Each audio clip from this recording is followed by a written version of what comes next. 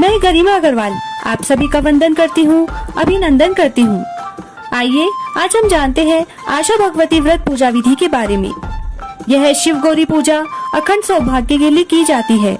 यह पूजा नववधुएं शादी के बाद 8 साल तक करती हैं तथा इसका उद्यापन तीसरे, 5वें या 7वें साल में कर देना चाहिए। इस व्रत पूजा को अश्विन माह यानी आसोज महीने की कृष्ण पक्ष की अष्टमी से शुरू किया जाता है। यह श्राद्ध पक्ष की अष्टमी होती है जो पूरे 8 दिन यानी अमावस्या तिथि तक चलती है तथा प्रतिपदा तिथि को इस पूजन को व्रत रखकर समाप्त किया जाता है। इस दिन नवरात्र स्थापना भी की जाती है। इस व्रत की पूजा कैसे की जाए यह हम आपको आज की वीडियो में बता रहे हैं।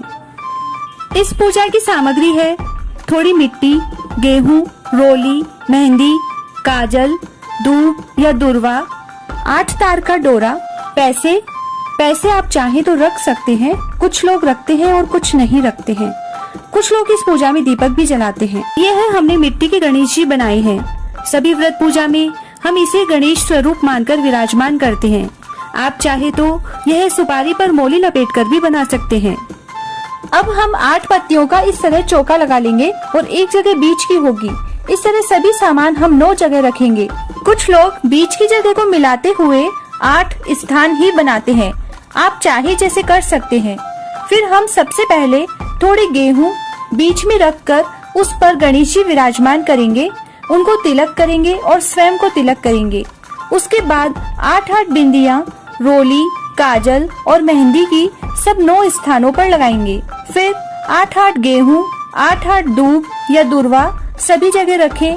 सब पर पैसे रखें। पैसे किसी के यहाँ रखे जाते हैं और किसी के यहाँ नहीं रखे जाते, तो आप चाहे जैसा कर सकते हैं। 8 तार का डोरा बीच में रखें और 8 गेहूं के दाने व 8 दूब हाथ में लेकर आशा भगवती व बिंदाई जी की कहानी सुने। ऐसा पूरे अमावस्या तिथि तक करें। फिर 90वें दिन प्रतिपदा को कहानी ऐसे ही सुने, लेकिन उस दिन व्रत रखें। इस व्रत में खाने के लिए 4 फीकी व 4 मीठी सुआली बनाई जाती है, जिन्हें फलिये कहा जाता है। यह फलिये 3 जगह बनते हैं, एक कहानी के लिए, एक बाढ़ने के लिए और एक खाने के लिए, यानी 12 फीके व 12 मीठे फलिये। कहानी के फलिये कहानी जैसे रोज सुनते हैं वैसे ही सुनते समय बीच में रखकर कहानी सुन लें। बायने के फलिये बायना निकालकर सासू जी या नंद को पगा लाकर दे देवे और 8 फलिये आप खुद खाएं। साथ में चाहे तो हलवा भी बना सकते हैं।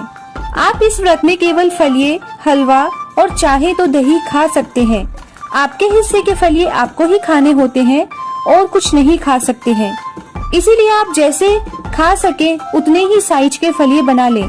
यदि ना खा पाए तो अगले दिन खा लें। इस तरह यह 9 दिन की पूजा 8 साल तक की जाती है।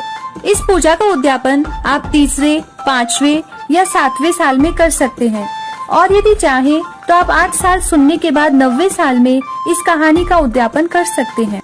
यदि आप ये कहानी 8 साल न सुन पाए या ना सुनना चाहें तो पहले साल ही सुनकर उद्यापन कर दें। इस तरह यह अखंड सौभाग्य देने वाली 8 दिन की कहानी सुनी जाती है। यदि आप इस व्रत कहानी पूजा के बारे में कुछ और जानना चाहते हैं तो हमें कमेंट करके पूछ सकते हैं। जय पार्वती मैया।